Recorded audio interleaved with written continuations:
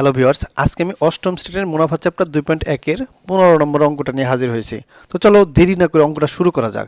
দেখো বলছে Roderick Gomez 3 বছরের জন্য 10,000 টাকা এবং 4 বছরের জন্য 15,000 টাকা ব্যাংক থেকে ঋণ নিছে এবং 9,900 টাকা মুনাফা দেয়। এখন তুমি জানো যে মুনাফা সমান সমান কি?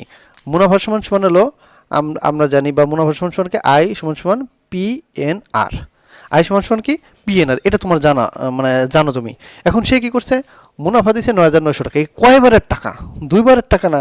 সে যদি একবার এই টাকাটা ব্যাংক থেকে নিছে, আবার আরেকবার 4 বছরের জন্য 15,000 টাকা নিছে, কয়বার নিছে? 2 বছরে নিছে।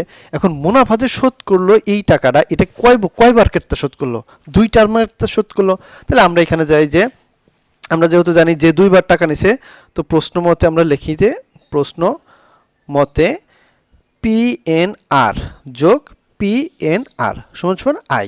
আমি এটা কেন লিখলাম দেখো, সে একবার ব্যাংক থেকে টাকা নিছে একবার, আবার আরেকবার ব্যাংক থেকে টাকা নিছে। আমি 2 বার টাকা নিলাম। আর মুনাফা যেহেতু তুমি জানো যে একবার আই সমান সমান PNR, তো 2 বার নিছে, 2 বার টাকা একবারে। এই টাকাটা কি 2 বার টাকা।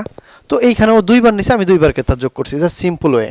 তো আমি এখানে কি করব যে আমার লাগবে কি মুনাফার হার, তাহলে হার থাকলে আমি এই যে P আর N আমি রাখলাম, যোগ P আর N কমন নিলাম সমান সমান আই। আয়ের মানে হলো 9,900 টাকা। তুমি কি আশা করছি বুঝতে পারছো কিনা জানি না যে আই সমান সমান PNR, এটা তো তুমি জানো, অথবা PNR সমান PNR। এখন PNR বলতে কি আসল মুনাফা এবং মুনাফার হার 2 বার নিছে, এই যে একবার, এই যে একবার, তো 2 বারে সে একত্রে এত টাকা দিছে। তাহলে এই আইটা কি 2 বারের টাকা। তা আমি এই যে PNR যোগ PNR 2 বারের টাকা একত্রে আমি একবারে দিলাম। তো এখানে আমাদের মুনাফার হার যেহেতু মিসিং, মুনাফার হার লাগবে, তো আমি এখানে হার, এই যে হারটা কমন নিলাম, কারণ হার আমাদের নাই।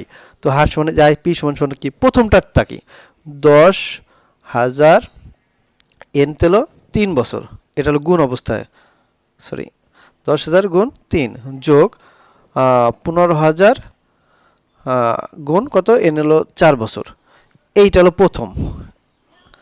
এত সমান সমান হলো 9,900 টাকা। এখানে আর আসবে কত, তাহলে 3 × 30, 30 আর হলো 4 × 15 = 60, তাহলে 30 আসছে হলো 90,000। 90,000 সমান সমান হলো 9,900। তো আর যেহেতু গুণ অবস্থা আছে, তাহলে ভাগ হবে 9,900 ভাগ হলো 90,000। তো এখানে দেখি আমাদের কত বাড়ায়,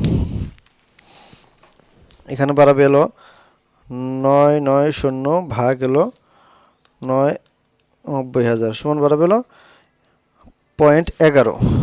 তাহলে সমান সমান হলো 0.11 গুণ হলো 100। মুনাফার হার, মুনাফা যেহেতু মুনাফা হলো শতকরা 100, তাহলে গুণ হলো 11%। তো আশা করছি তুমি অঙ্কটা একদম ইজিলি বুঝতে পারছো যে কিভাবে সলভ হলো। দেখো রড্রিক গোমেজ হলো 3 বছরের জন্য 10,000 টাকা নিছে, আবার 4 বছরের জন্য 15,000 টাকা নিছে। নিছে কয়বার? 2 বার। তো 2 বারের টাকা কি সে মুনাফা দিবে না? সেই 2 বারের টাকা একত্রে দিছে, তার জন্য আমি 2 বারে লিখছি PNR যোগ PNR সমান সমান আই।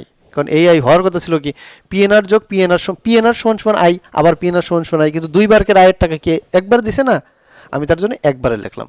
তো এখানে আমাদের আর এর মান যেহেতু মিসিং, আর বলতে মুনাফার হার নাই, তুমি আর কমন নিলাম। কমন নিলে কি থাকে, এখানে আর বাদ চলে যায়, PN থাকে প্লাস PN থাকে।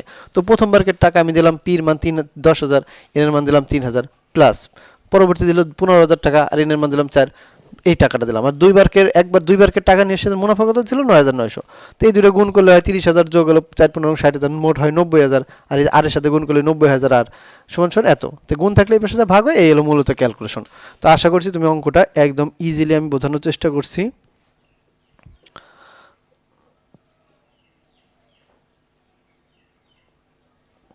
তো এই হলো মূলত অঙ্কের সমাধান। তো সব অঙ্ক সব রকম করলেই হয়। তো আশা করছি তুমি অঙ্কটা বুঝতে পারছো। দেখা হচ্ছে পরবর্তী ভিডিওতে।